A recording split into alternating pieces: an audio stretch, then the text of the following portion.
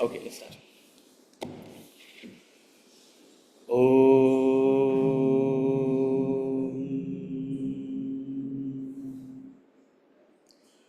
Pratasmarami Hridhi Samsfuradaatmatattvam Satchit Sukham Paramaham Sagatim Turiyam Sushuptamavaiti Nityam Tad Brahma Nishkalamaham Nacha Bhuta Sangaha Tapo Bhikshina Papanam Shantanam Vitaraginam Mumukshunam Apekshoyam Atma Bodho Vidhiyate Bodhonya Sadhanebhyo hi Sakshan Mokshaika Sadhanam Pakasya Vahni-Vajnanam Vina Moksho na Siddhyati.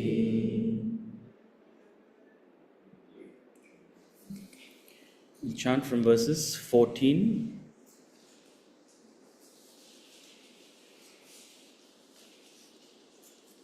verse 14 to 18. Chapter number 4, verse 14 to 18.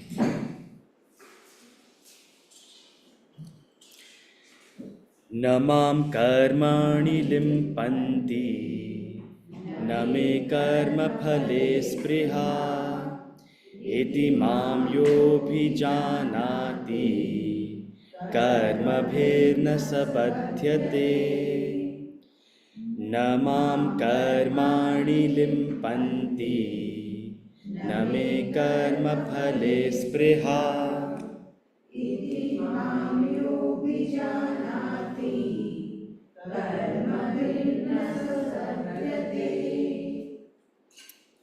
Evam nyatva kritam karma Purvairapi mumukshubhihi Guru karmaiva tasmatvam Purvaih purvataram kritam Evam nyatva kritam karma Purvairapi mumukshubhihi Guru karmaiva tasmatvam Purvaih purvataram kritam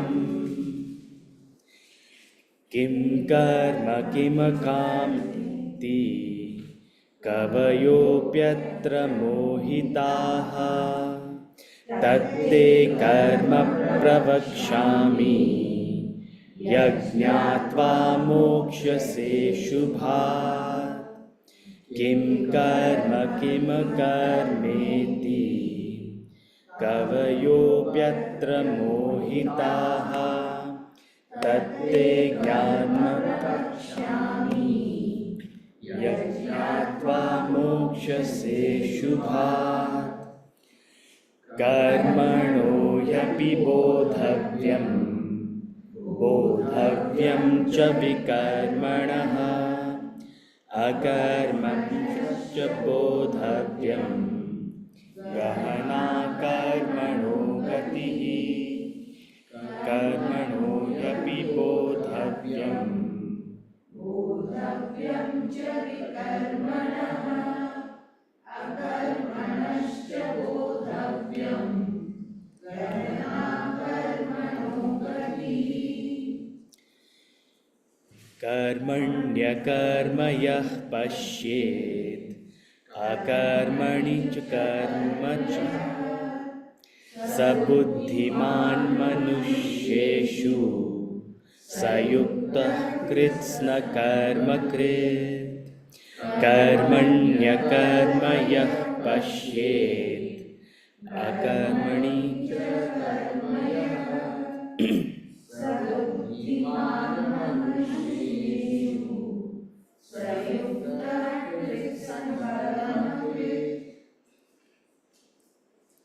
Very good. Very impressed. Except for the last one. So, since you're also enthusiastic about this and making the effort to learn chanting, karmanya karmayah pashyet akarmani cha karmayah. So, you are all stumbling. It's because you see a the out there. The the is what is called a sandhi. It's a joining sort of letter. It's joining two words, pashyet ta and akarmani. So when pashyet and akarmani join, it becomes pashyed karmani. So the the is a d plus an a. The the is actually a ta, and if you see that in the word breakup, right? You see karmani akarmaya pashyet. The next word is akarmani, right? So, in fact, when you're learning to chant the verse, it's always more helpful to look at the breakup and see how to, wherever you're sort of the halfway point where the verse has to break, what is the actual word? Accordingly, I should chant that last consonant of the last letter and then start with the next word. The next word is akarmani. So, we were all stumbling because karmani and the number of syllables wasn't adding up, right? So, but I'm very happy to see. I didn't need to chant today. Okay. I hope everyone else can hear us. In be audible. You can unmute your. Yes. Yeah. Yes, Rick. Yeah. Thank you. Okay. Yes, very well. Thank you, Hari Om. Yes. Okay. So, chapter 4, Jnana Karma Sannyasa Yoga. We're talking about the self and its relation to action. Every human being is a combination of spirit and matter, the self and the material components, body, mind, intellect. So, how does this Atman relate to our action? Essentially, we are constantly performing action, and that's our identity. That's what we're known by what we do and how we do things, right? And that makes up so much of what our personality is. So, what is the real self, the identity, got to do with our actions? It's a very pertinent question. How does the Atman, the self, relate to action? And in that sense, we have talked about how the Atman is simply the enlivening principle. The Atman is simply the enabling principle. It's that power within you which enlivens your material equipments to perform their function. It enables your body to act, to perceive and act. It enables your mind to feel. It enables your intellect to think. But what you perceive, or rather what you choose to perceive and what you don't choose to perceive, how you choose to act and how you don't choose to act, how you feel, how you don't feel, what you think, the way in which you think, all determined by the quality of your vasanas. So that thing we call personality, we loosely say their personality. One's personality is essentially their vasanas. The Atman is just an enlivener to that personality, that which gives that personality a sentiency, that which gives the personality an expression, right? It's that power with which the mind feels, but itself it doesn't feel. It's that power with which the mind, the intellect thinks, but itself doesn't think. It's the sakshi. It's that which is watching the feeling. It's that which is watching the thinking. And at any point, if you develop that ability to zoom out, right now also, you're thinking, you're processing these words, you're perceiving me. Do not try too hard right now. Huh? Where do I look? Huh? Which is why even in meditation, what do? We try to look inward, right? And that's what is the purpose of that gaze sort of towards the third eye. We're looking for that, or we're trying to focus on that elusive Atman which is beyond the body, which is beyond our personality. It's formless. Hmm? It doesn't have a form. It is inconceivable, achintya, chintyam avyakta, arupam. Right? These are all terms given to the Atman. Right? If you go to the Upanishad, achintya, avyakta, without a roop, nirakara. Right? That makes it difficult to conceive, that makes it difficult to grasp, but the fact that it is there,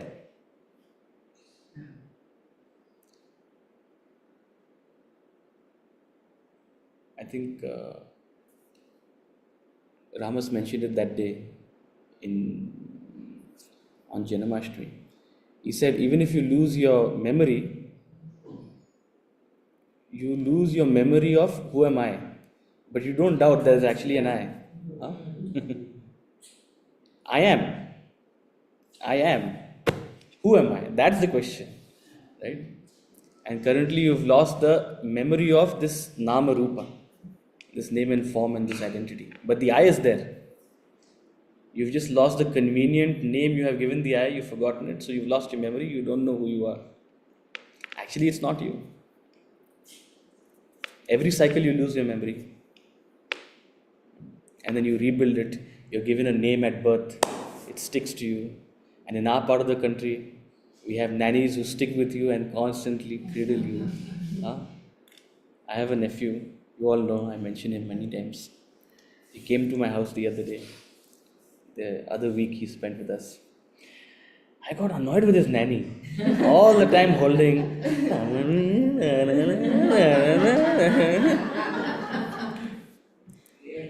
And this is the common notion in our part of the world. 24/7, you need someone with them.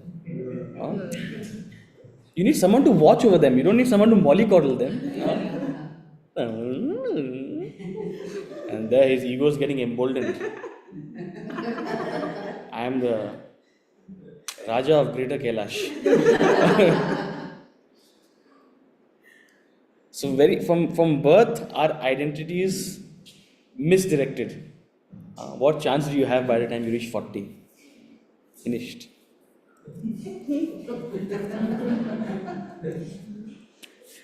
No chance. And then people ask me, I've been studying Vedanta for so long, nothing's happening.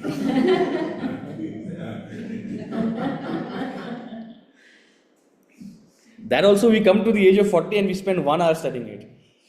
The other innumerable number of hours. Why is no one thinking of me? No one thinks.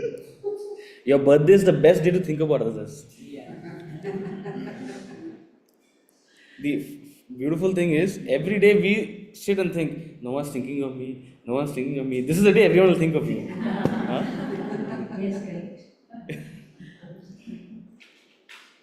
Think of others, everyone will think of you. Thank you. You've thought of others, you've thought of everyone, and you've invited us to this beautiful morning. And we'll all think of you in return, certainly.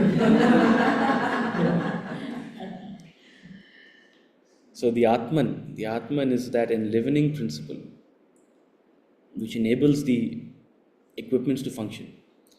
Howsoever men approach me, very famous verse number 11. Howsoever men approach me, even so do I satisfy them.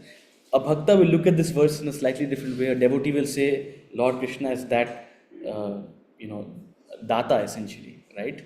That who is assuring me that I will, they will fulfill me, right? But the intellectual interpretation is slightly different. Howsoever men approach me, even so do I satisfy them. Men tread my path in all ways. My path, again, when Lord says me, my, I, it's referring to the self, the Atman, the spirit. So my path means the spiritual path. People are treading the spiritual path in all ways. Yogaratova, bhogaratova, sangaratova, sangavihina. Whatever you are doing, you are treading the path of the spiritual path. People ask me, how do you balance your spiritual life and your material life? There's no difference. Your life is your life. Either your spiritual path can be long, winding, and with all sorts of twists and turns, or your spiritual path can be kaivalya. Kaivalya means direct, kevala, single. The the one who has gained the conviction of enlightenment will follow the straight path. The one who is completely disinterested will follow the long and winding road. They don't know where they're going. Actually, it's a circle. The most materialistic person is a spiritual person. The most materialistic person is also a spiritual person in the sense that they are also following their own path. They are learning from their own lessons. Right?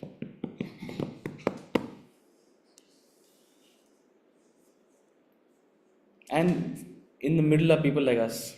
We have little bit of Shraddha, but थोड़ा बह जाते हैं, right? So, men tread my path, or people tread my path in all ways. Partha.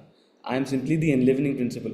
Yatha ichchasi tatha kuru. As per your buddhi, as per your capacity to understand what is a purposeful action, how I should live my life, the self simply enables it. Yatha ichchasi tatha kuru. Do as you please. So the onus is on the ball is in your court. Right? How do you choose to live your life? God won't come and tell you what you should do, what you should not do. Right? You have to rely on your own buddhi to tread your spiritual path. And then he said, those who long for success in this material world, success comes quickly. Success is guaranteed. If you follow yajna, if you sacrifice to the gods, so if you follow the spirit of yajna, which we talked about in chapter 3, success is guaranteed at least here. Success is guaranteed here. If you follow the attitude of yajna in your action, you're bound to achieve success in this human world. About the spiritual path, it's a little more testing. It will take a little more time. It's a lot more effortful in that sense, right? And then we concluded with this verse number 13. The fourfold caste was created by me according to the differentiation of guna and action. Though I am its author, know me to be non-doer and immutable. I have nothing to do with the caste per se. The Atman has no caste. The Atman has no varna, no guna, it's nirguna. But your varna has come about because of your vasanas. Vasanas have gunas. Based on your gunas, you have a varna. We're all familiar with this concept. I don't need to repeat it again. Right? So, any questions? Isn't this all just a restating of what was there in the Sankhya Yoga chapter? Fundamentally. That's why Sankhya Yoga is Sankhya Yoga. That's why he's given it all in the beginning. If you're a jnani, you're happy with Sankhya Yoga, and then you leave. Thank you. Huh? But you think there's some other secret. That's what I'm trying to figure out. I'm not being able to. Because why does it need to be restated in this kind of a context? It's a pile driving. It's a pile driving. The idea is that I'm going to hit you with the same thought again and again and again and again. Right? I'll add a few elements, I'll add some emotion, I'll add some perspective. We'll approach it from a different angle, but essentially the message is Sankhya. So Sankhya is broadly the knowledge you need to conduct your spiritual life as it. The only thing I could think of why probably this is being repeated again is just with a silly thought is that obviously for Krishna Bhagavan and Arjun this was in a flow. How much people have penetrated, we the luxury of time and Even with the luxury of time and reviewing, we need the repetition. So otherwise you'll say again Sankhya Yoga. I have done it so many times. So we'll have that. I've studied Sankhya Yoga 20 times. The idea is you need to keep right. But yeah, again, there's similar. I won't say it's a complete repetition, but essentially it's the same philosophy, right? So it's you can think of that as the fountainhead. Chapter 2 as the fountainhead, and everything else as something that's coming out of, or you can relate it to something that was said in chapter 2. Anji, Rashmi ji. I have two questions. One is from verse 13, the last paragraph. Okay. Consciousness supports external activities. It also supports the internal thought forces based on vasanas, which create gunas and karmas. Yeah. So the pure consciousness is the enlivening principle. It enlivens the body to perceive and act outwardly. So perceptions and actions are happening extrovertedly. You're perceiving things outside you, you're reacting and responding to them, and therefore you are acting outside you. So it supports external activity. But what about the internal reaction? It also supports that. So internal reaction is happening at the level of the mind and the level of the intellect. Your mind is feeling several emotions. Your intellect is thinking several thoughts. So all of this is, you can think of action as being external action by the body or internal action by the mind and intellect. What it's saying is the Atman is enlivening all of it. It's enlivening the body to function and perform its physiological functions. It's enlivening the mind to function. The mind is simply another tool. Just like the body is a tool with which you act, the mind is simply another tool with which you perform a certain function. What is that function? Feeling emotion. So the mind is a software with which you are able to digest and feel emotion. The Atman is the electricity which powers the mind. Similarly, the Atman is the electricity which powers the intellect to think. The intellect is simply a tool which performs a certain function, right? So, based on vasanas, you'll have the nature of your thoughts, the nature of your feelings, the nature of your ideas will depend on your vasanas. What kind of vasanas a person has? Someone will have elevated thoughts, someone will have mundane thoughts, someone will have positive feelings, someone will have negative feelings, someone is always complaining, someone is very grateful. It will all depend on the kind of vasanas you have. And those vasanas will not change overnight. At least a few years in Gita class. It'll take a few years for a little bit of vasanas to change. But the Atman has nothing to do with what kind of vasanas. The Atman is like, as the vasanas, so the expression, right? So in that sense, the Atman is the author, but it has nothing to. The author is outside the story, right? Some authors like to insert themselves in the story, but essentially the author is that which is outside the story. It's not involved in any way, right? Does that make sense?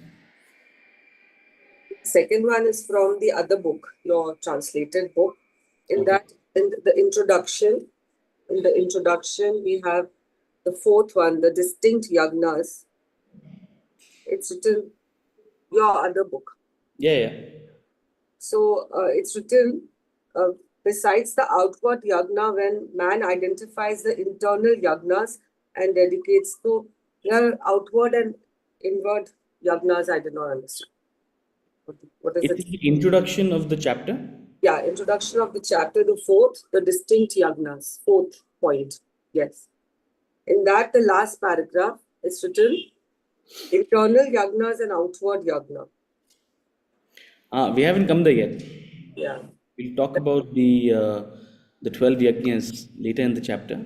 When a seeker pours his efforts in the field of action and upon the completion of the activities gracefully accepts whatever result that accrues from it, it is a yajna. It is called a yajna.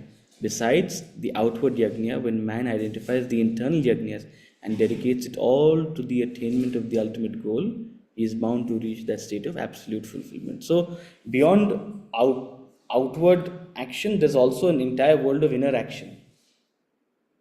Right? We talk so much about dedicating our outward actions to the Lord, but what about our thoughts and feelings? They also are actions in a way, right? In fact, they are actions. So when you have that spirit of Brahmarpanam of your thoughts and feelings, that's when you'll also be conscious of what you think, how you think. What thoughts are you allowing? What thoughts are you not allowing? Right? An egoistic thought is not a worthy thought to offer to the Lord. Right? A self-conscious thought is not a worthy thought to offer to the Lord. Right? So an internal yajna is the inner yajna of the mind and intellect. The yajna of perception. What is it that you're perceiving? How are you perceiving? What are you choosing to perceive? Right? So, but we'll come to that. It's later in the chapter. It's a beautiful portion of the 12 yajnas. Any Right. other? Angie? Does the intellect have the power or to change your vasanas if you use your intellect, or is the vasana predetermined already and you act on that?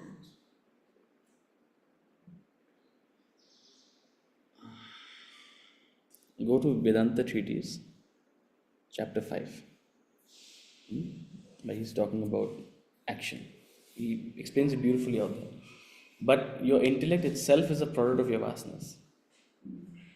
The intellect is the product of the Your vasana. intellect is a product of your vasanas. Everything in your personality, your body, your mind, the kind of intellect you have, And not vice versa. not vice versa. It's not like It's my internally intellect will driven. design my vasanas. It won't be that. I wish it was like that. I wish it was like that. But it should be like that. My knowledge should define what I want in my life and what I don't want in my life. I wish it was so simple. Then our ideologies would create perfect beings. Right? Which Then ideologies would be perfect. But at least there would be a chance to change. So I'm coming to that. If there's no chance to change, then there's no point in sitting here. Exactly. Right? But I'm only highlighting that it's not so simple that, here's a manifesto I've written, and therefore I'm going to change as a being. Simply by writing the Communist Manifesto doesn't remove the lust for power. Right?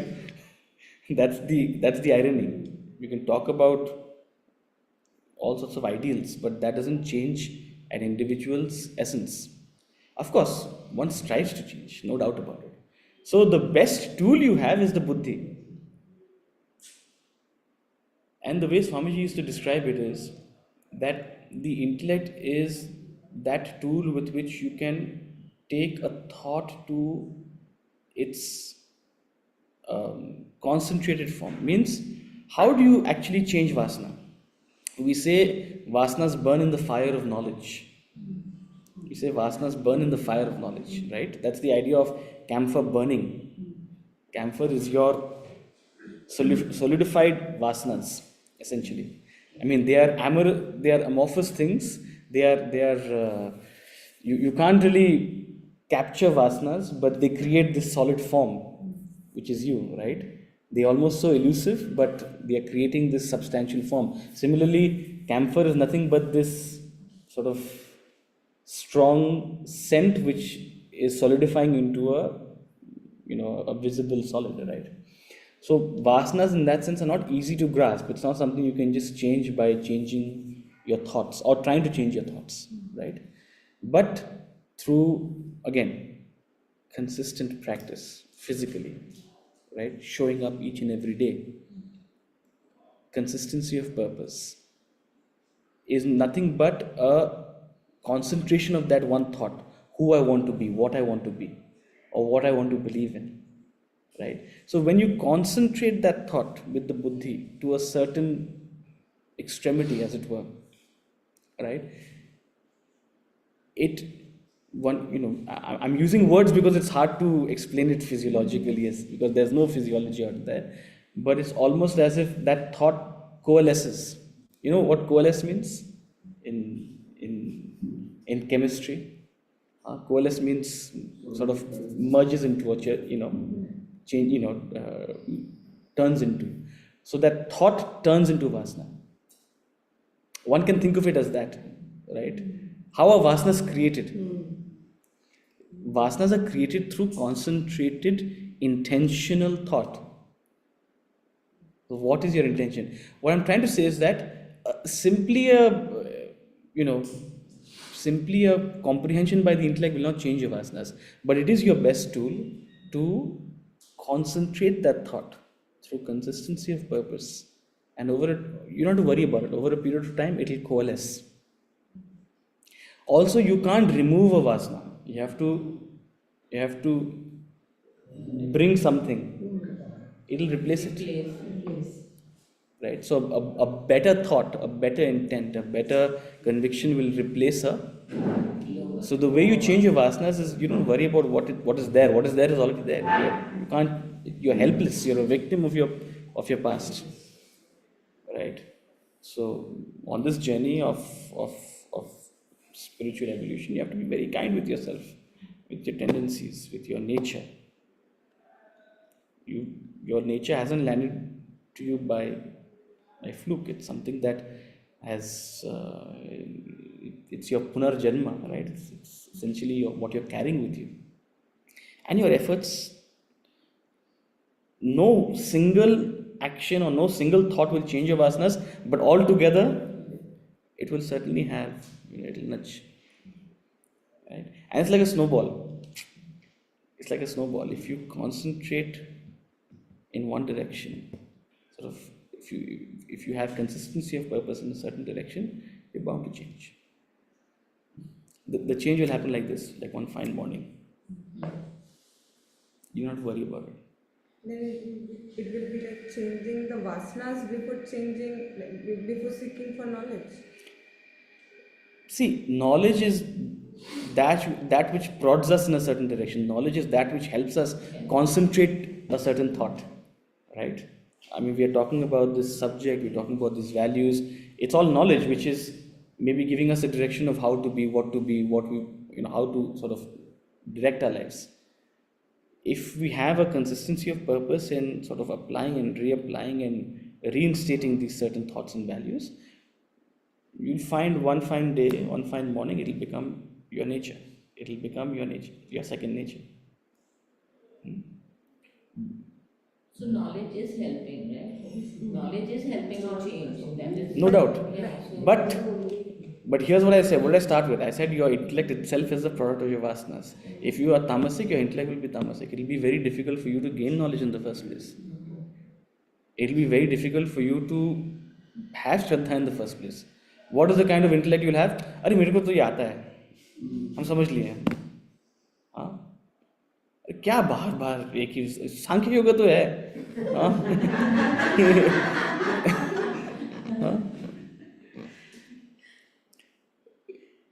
So most of us have a buddhi, but we have tamasic buddhis or rajasic buddhis.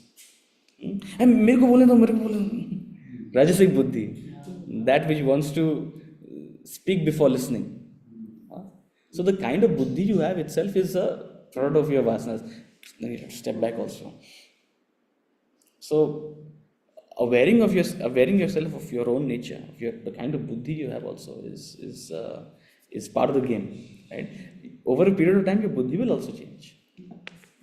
The kind of,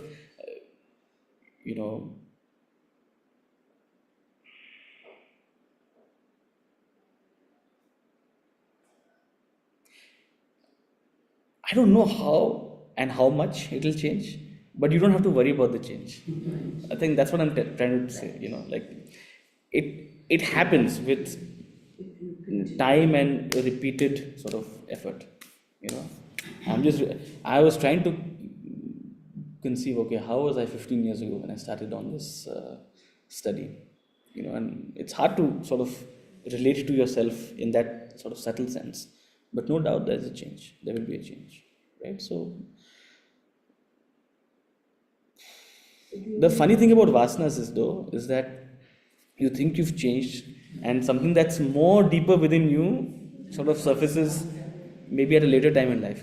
So, in a sense, what we say in Vedanta is that you don't have to change your vasanas, you have to become sakshi to them. Let it prop up. You're watching it. You're a detached witness to your own personality. That is jnana. That is wisdom. You don't have to turn into a Brahma Rishi.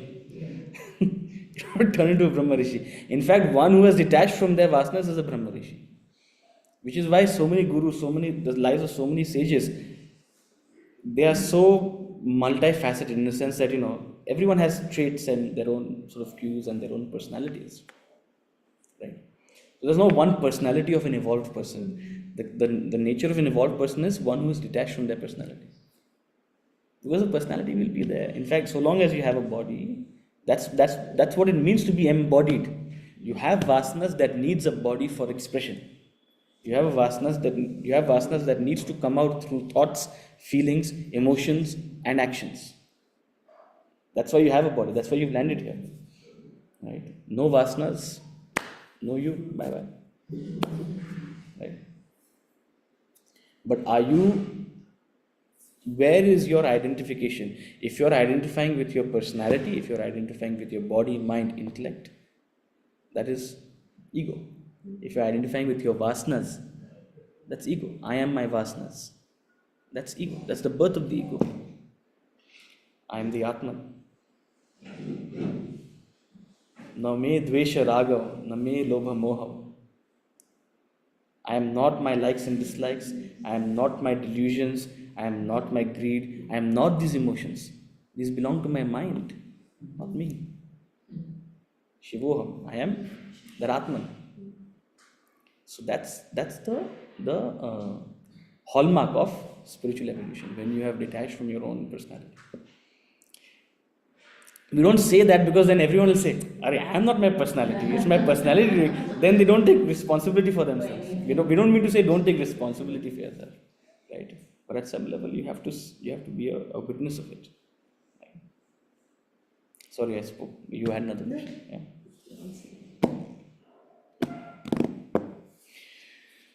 Okay. Verse number 14. न मां कर्माणि लिम्पन्ति न मे कर्मफले स्पृहा इति मां योऽभिजानाति कर्मभिर्न स बध्यते न मां कर्माणि लिम्पन्ति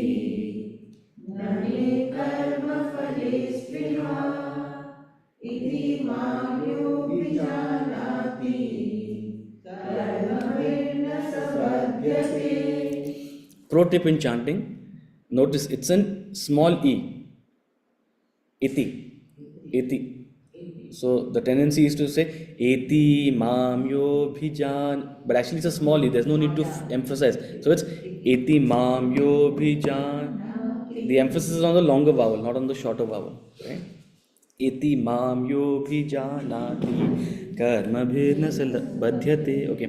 Actions do not taint me, nor have I a desire for the fruit of action. He who knows me thus is not bound by any actions. So, again, nothing new, just Sankhya Yoga. Actions do not taint me. The actions, the karma has no impact on the Atman. The actions will have an impact on your body, on your mind, on the intellect. They'll have an impact on your vasanas. They'll either add to your vasanas or they'll help transform the vasanas, right? Depending on how intentional the action is. So your actions are constantly feeding into your pool of vasanas. But the Atman is untainted, nirmala, limpanti. Na limpanti. So, in a sense that your vasanas do not taint your Atman in any way. The vasanas of a sinner do not in any way reduce the essence of the Atman. Right? The Atman is the same in a sinner and a saint. Neither do the vasanas of a saint elevate the Atman in any way. Neither do the vasanas of a sinner degrade the Atman in any way. The Atman is untainted. And the Atman has no desire for the fruit of action. Again, going back to that petrol analogy, petrol in a car has no desire for... Petrol is not elevated by whether it's a Tesla or whether it's a Maruti. Petrol in a Thar is the same as petrol in a Defender. Or a G-Wagon. How many Thars can you buy if you choose not to buy a G-Wagon? Anyone? How many? In India, with all that tax. At least 20. depending on the model of Thar and the model of 15 lakhs and 3 crores. Coimbatore का Porsche है, हाँ? आप बुला रहे हो क्या? गाड़ी है, चलो। हाँ? अभी ब्रिटिश गाड़ी लेने का समय आ गया है. हाँ? So whether it's a Thar or a Bentley, the petrol is the same, right? And what the car does, the petrol has no. So nor do I have, nor are the actions do not taint me, nor have I a desire for the fruit of action. Whatever comes out of, whatever proceeds from the action, all of that is related to the vasanas, right? He who knows me thus is not bound by action. One who knows me in this essence, and knows not just intellectually but deep down, has that realization that this is what the Atman is. How do you reach that realization? Only by unfolding the Atman within yourself. So only a self-realized person knows me thus, only an enlightened person knows me thus, and therefore they themselves are not bound by action. A self-realized person is completely free. They are free from the cycle of karma. They can do anything. They are liberated in that sense, right? It's hard to conceive. And it's hard to conceive because if it's hard to conceive, it means you're not liberated. Huh? If you can conceive it, it means you're on the path of liberation. And if you know it, it means you're liberated. So he who knows me thus in this essence, he who truly understands what I'm trying to say through these words, he who truly understands the Atman in essence, as that Sakshi, as that witness, as that enlivening principle, he knows me thus is not bound by actions, is liberated. Verse number 15. Evam nyatva kritam karma purvairapi mumukshubhihi kuru karmaiva tasmatvam purvaih purvataram kritam.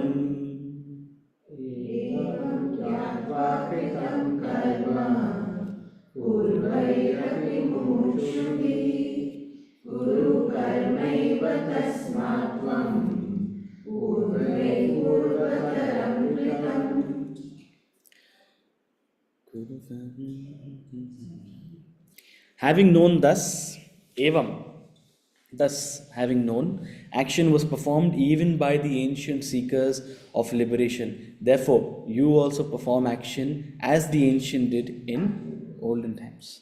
So this is not a new knowledge. This is not something I am bringing up. This is a Sanatana Dharma. It's been told over and over again by hundreds of thousands of gurus to hundreds and thousands of shishyas, in a slightly different form, in slightly different words, in slightly different storytelling, but the message is the same. So this is the essential knowledge through which a seeker has sought to live their spiritual life, their path. Action was thus performed with all this knowledge by ancient seekers of liberation. Whether it's in the time of Krishna, whether it's in the time of Rama. And when you go there, they'll say, we also heard it from somewhere else. How long is this change? God knows. It's not important. If it's important to you, you should, follow Nilesh Oak. You know Nilesh Oak?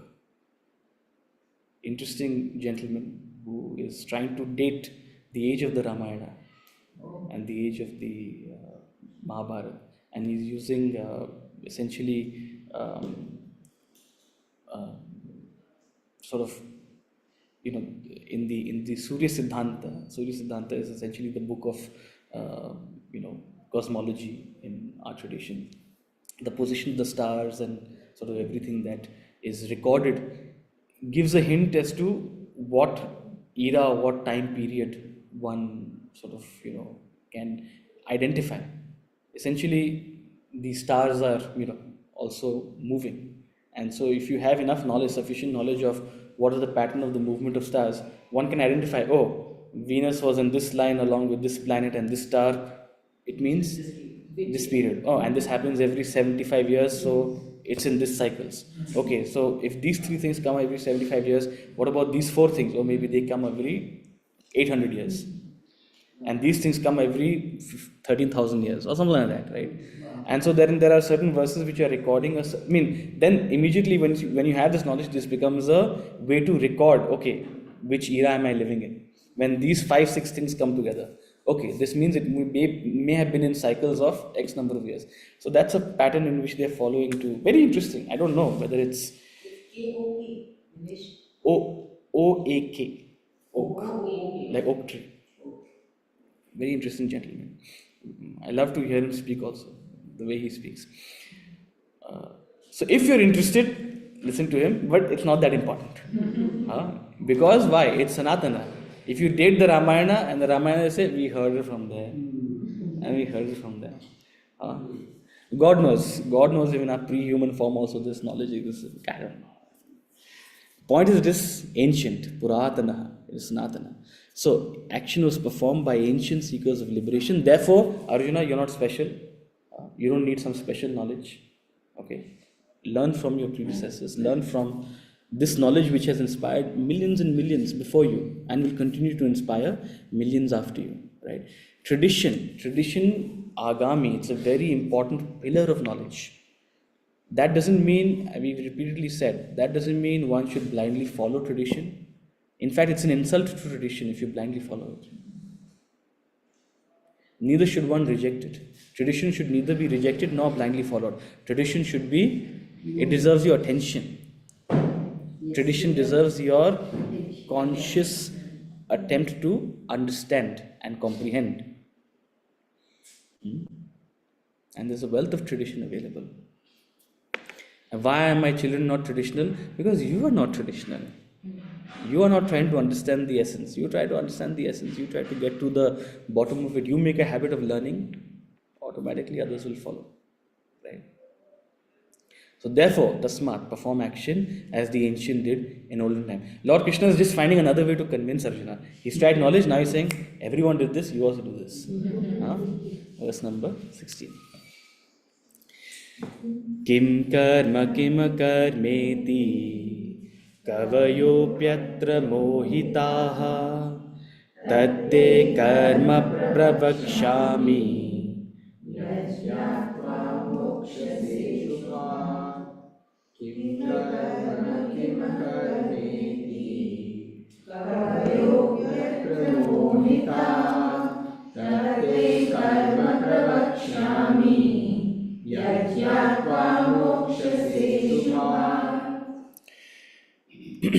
Kim karma, what should be done?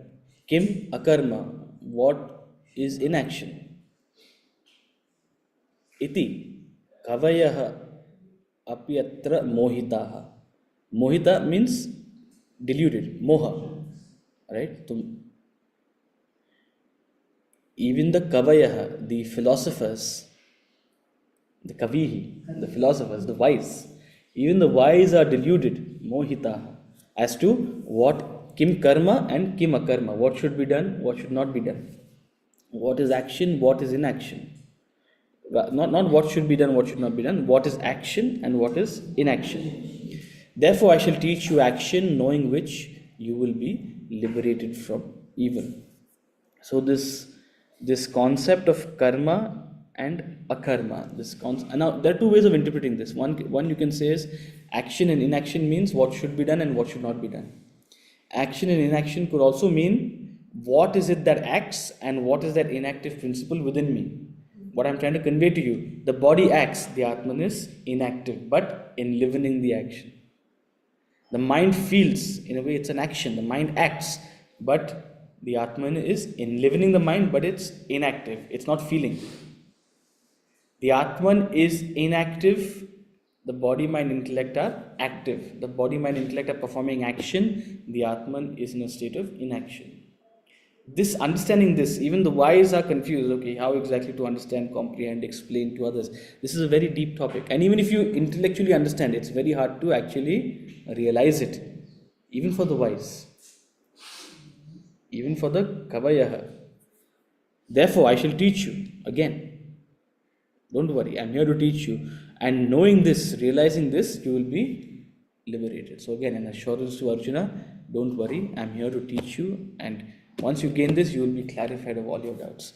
Arjuna is not being interested in being liberated from evil. Huh? Arjuna is interested in solving his current crisis. But the Lord is promising so much, so Arjuna is guaranteed. Utna mil raha hai, to ye to theek ho jayega. Huh? You and I are we interested in being liberated from evil?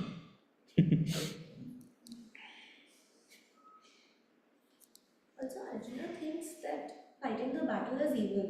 So that's his way of saying that you'll be liberated from what you think is evil. What you think is evil, correct? Yeah. Correct. So if you recall in chapter 2, he says what you're considering evil and what you're considering sin is wrong. Your idea of sin is messed up. This is not sin. Right? So what Arjuna considers evil is not actually evil. Right? What is actually evil is egoism in action. What is actually evil is not performing your duty or running away from your duty or selfishness in action. Right? Selfish action. Verse number 17. Last verse. Karmano hyapi bodhavyam cha vikarmanaha akarmanascha bodhavyam gahana karmano gatihi.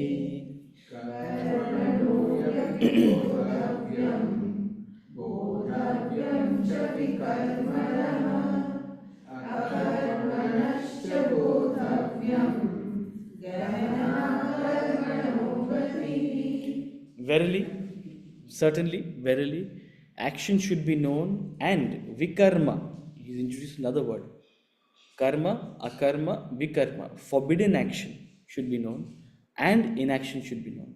So not just karma and akarma, but vikarma, that which should not be done. The nature of action is impenetrable. It is gahana. So the essence of karma and how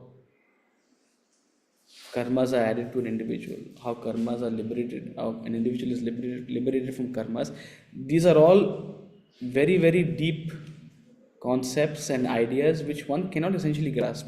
One may grasp it intellectually, but how actually it's functioning, how does a thought, how does an intention, how does a conviction change vasanas, how does your repeated sort of, committed action change your vasanas? It's very deep. You cannot comprehend it. How is it actually happening? And how is this sort of cosmological cycle of karma playing itself out? Don't try to understand it.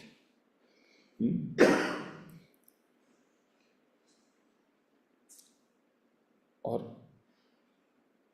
don't be disheartened that you can't understand it. You can try to understand it, but don't be disheartened. And don't be fooled by someone who says, I understand, I'm going to tell you. That also, right? 1 second.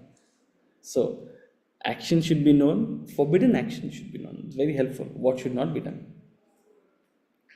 And he's not going to elaborate about it out here.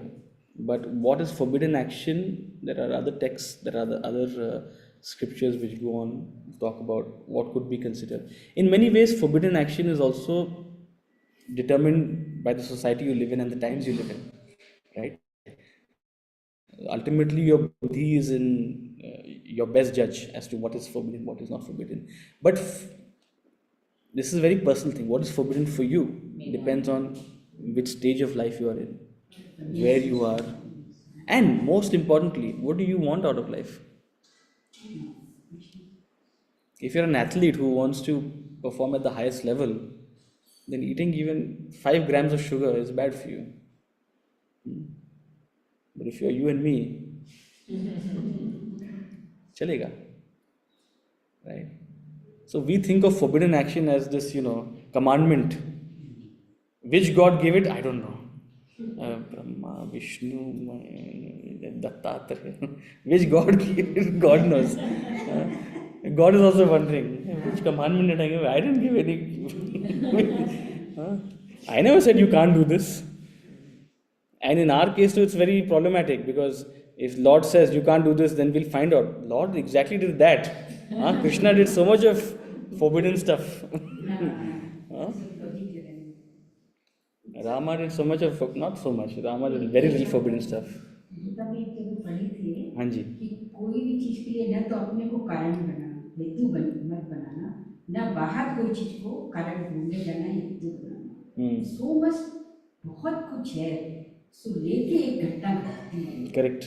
सो उसमें मत जा, तू अपना प्रेम कर, अच्छा से जीवन व्यतीत कर, Correct. खुश रह, ये सब कर. Indeed. उसमें मत उलझ. और जब हम उलझ जाते हैं तो हम एक ही चीज़ को बार बार सोच करके उसको ज़रूरत से बड़ा बनाते हैं, राइट? फोकस करने से वो एक्सपेंड होती है. और एक चीज़ को ज़्यादा महत्व देते हैं, इसीलिए हुआ होगा. हाँ, तुमने राइट हैंड से दिया, लेफ्ट हैंड से नहीं दिया, इसलिए हुआ है. हाँ.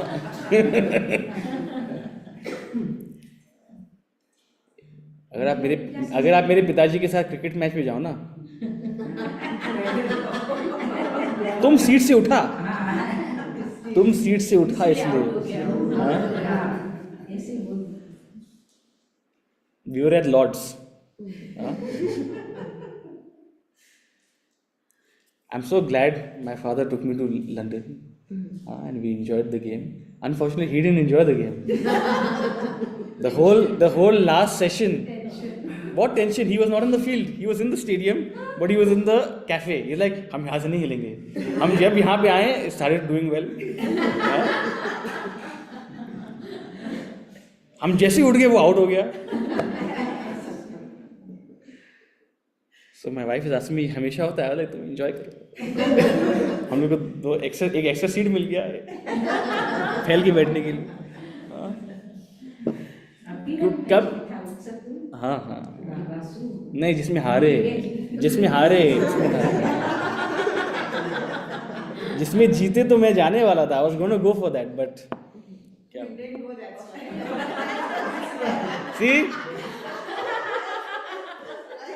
Exactly. My husband has a philosophy: whichever game Sudhir goes to.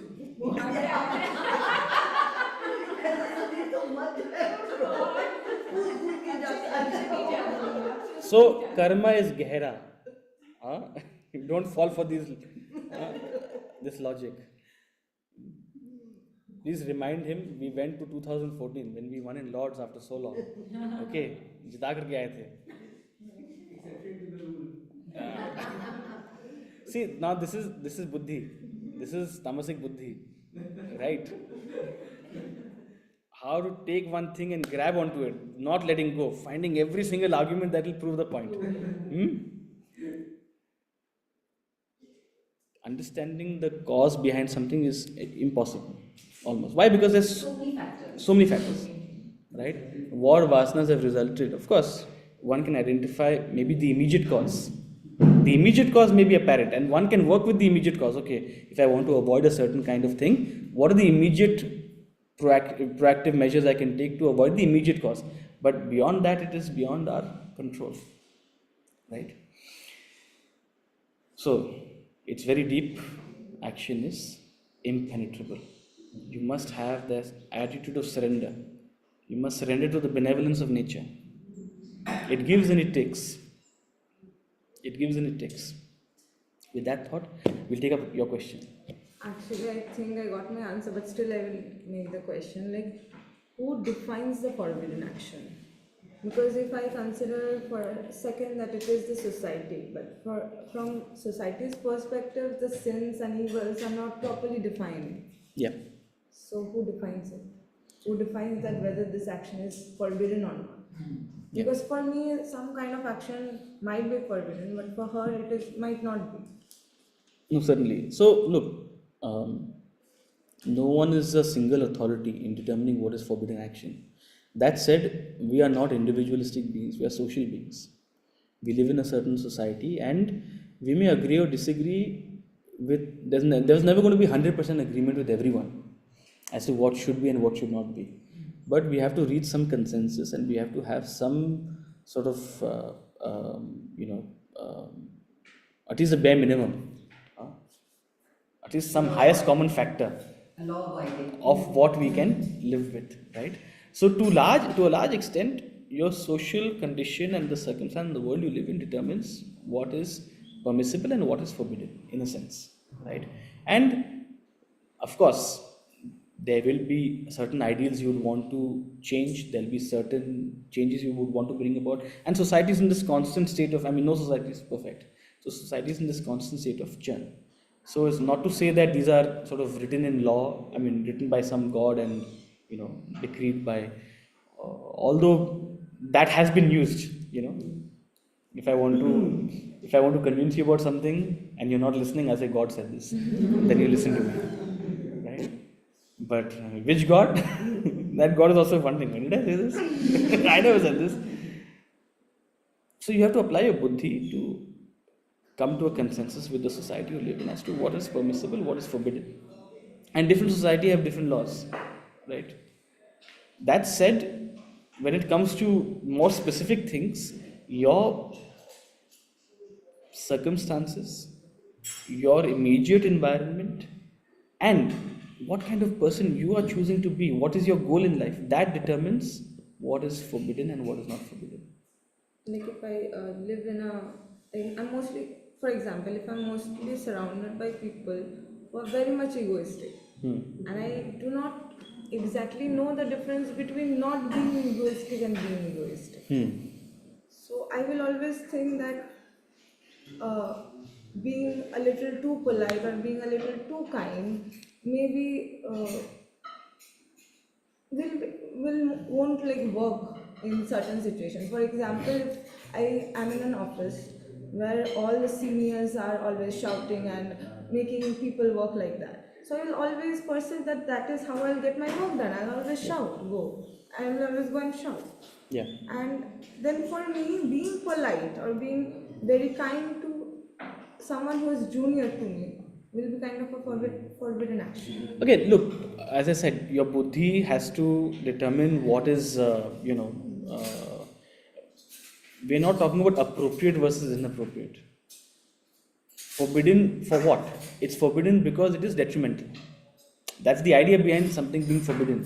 And something being permissible means it is helpful. So use your buddhi to, one can argue very easily that creating a negative, toxic work environment may help in a short run, but it will lead to sort of, a state of a very inefficient work environment. It will lead to favoritism in the office. It will lead to people who are, sort of the boss's pets and those who are sort of rebellious. It will create an office of vegetables, essentially, who are out to, sort of watch out for the boss's mood. All of these things. So one can intelligently argue that it may seem like something that is the norm, but it's actually something that is detrimental. So if someone actually applies themselves, they'll realize having that kind of work culture is forbidden, should be forbidden in a sense. And that's how change is brought out. That's how someone who takes such an initiative will maybe bring about a change in work culture in a place. So it's not because something is followed in a society that something is permissible or forbidden. Society doesn't live by its own values. Let's be very honest.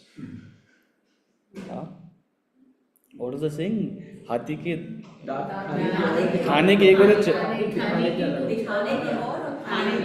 right, so that's society. दिखाते तो एक चीज है, चबाते खाते किससे है. So when someone says forbidden, it doesn't mean you should blindly just agree, oh, this is what is being followed, so therefore this is what is permissible and this is what is forbidden. Use your buddhi and agree or disagree with a certain norm based on your values, no doubt about it. Right? So just because society is following a certain value doesn't make it Sanatana. Right? Sanatan is the value given to us in these scriptures. Right? To what extent society tries to model itself around it, but largely fails. Because the moment you have more than 10 people in a room, there's going to be confusion. There's going to be chaos. So there have to be compromises. But your buddhi is the best determinant as to what should be done and should not be done. That's a sattvic buddhi. In chapter 18, we'll come to what is a sattvic buddhi. What is Rajasic Buddhi? One that doesn't know action from inaction, one that is confused. What is the Tamasic Buddhi? One that is convinced about what should not be done. Huh? It does the ulta. What should not be done? It says, ये तो करना ही चाहिए. अरे Las Vegas में 6 बजे तक नहीं जगे तो क्या किया? It's convinced about it. This is what life should be. So I met someone at the airport in Singapore. So there was a couple with 2 kids. They went to Las Vegas. They stay in LA or something. They went to Las Vegas to the ISKCON temple, and the boys chanted 700 Gita shloks there. 11-year boys. Wow. And Las Vegas. Please, I should not say what I do in Las Vegas. I've been there once. Maybe next time I'll go to the ISKCON temple. And I'll be there. No, but what I meant is a person who's convinced of that life. If they make that their life. If you're going to Las Vegas for one day, you should enjoy. There's no harm in it. There's no issue. But a tamasic person is convinced about the ignorance. So what I'm trying to say is, what is vikarma? Buddhi. Your buddhi will tell you what is vikarma. And if you have a sattvic buddhi, it will tell you clearly, this is beneficial. This is beneficial for my spiritual journey. This is beneficial for loka sangraha, for everyone around me. People may not be following it, but I am going to create a positive work environment. This is going to have a positive impact. That's how leaders are born. That's how change is brought about. Right? Okay. Any other questions?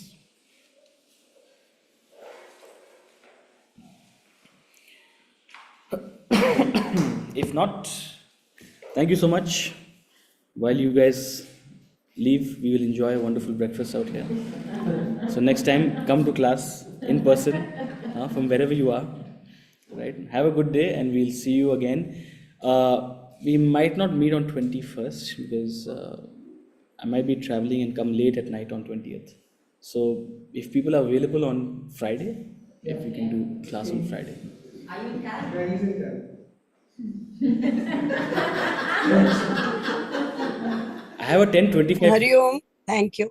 Thank you. I have a 10:25 flight. 10:25 a.m. 25. Very good.